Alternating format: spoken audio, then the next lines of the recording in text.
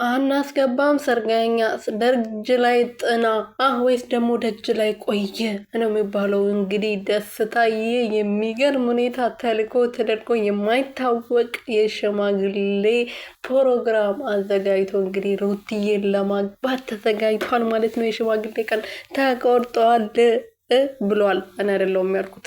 ኦኤምጂ እልልልልልልልል በሉ አቦ። ሰላም ሰላም ቤተሰብ እንዴት ናችሁልኝ? እኔ ያለው ፈጣሪ የተመሰገነ ይሁን። በያላችሁበት ሰላማችሁ ብዝት ትርፍርፍ ይበልልኝ። የኔ ውድና ወርቅ እንቁ የሆናችሁ ቤተሰቦቼ ደስታዬ እንግዲህ የሰርግ ቀን ሽማግሌ የምላክበት ቀን ተቆርጧል ማለት ነው። ሩትዬም እንግዲህ የሽማግሌውን ነገር ተቀብለዋለች። ከዚህ በኋላ ከደስታዬ ጋር ለመሆን ወስናለች። ደስታም ደግሞ ተደርጎ ተልኮ በማይታወቅ ሁኔታ የሚገርም ፕሮግራም ተዘጋጅቶ ለሩትዬ ሽማግሌ የሚላክበት ቀን ተቆርጧል ብሎ እንግዲህ ከምርጥና ከወንድሟ ከሩትዬ ወንድም ጋር መጥተዋል ማለት ነው። ጓደኛቸው ናቸው።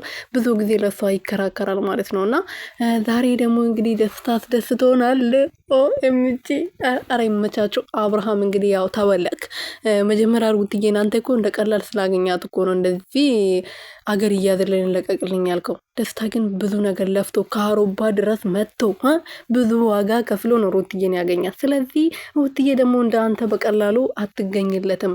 በከባድ ነገር እዚህ አገር ላይ ተደርጎ የማይታወቅ ሽማግሌ ፕሮግራም ተዘጋጅቶ ነው ለሩትዬ ደስታ የሚልከው ማለት ነው። ይህን ደግሞ እንድታውቀው በዚሁ አጋጣሚ ያው ምናልባት ለነገሩ ሄርሜላንም እንደ ቀላል ያገኛት፣ ግን ሩትዬ አፈቅራለሁ ብላ ስለመጣች ቀለለችብ መሰለኝ። ግን እሷ ደግሞ ከአንተ የባሰ ከአንተ የጥፍጥፍ እንዴ ከደስታ ጋር እንኳን ትወዳደርም እኮ አንተ። ያው ወንድ ልጅ ከዝንጀሮ መለስ ካለ ይሆናል ስለሚባል ነው እንጂ ደስታ እኮ ጠንበለል ቆንጅዬ ነው። ለሩትዬ የሚገባ ነው። ትንሽ በገንዘብ ይመካል። አፍታነኝ ምናምን ብሎ ትንሽ ጉራ አለበት እንጂ ይሆናል ለትዳር። የምሬን ነው። ምን ነው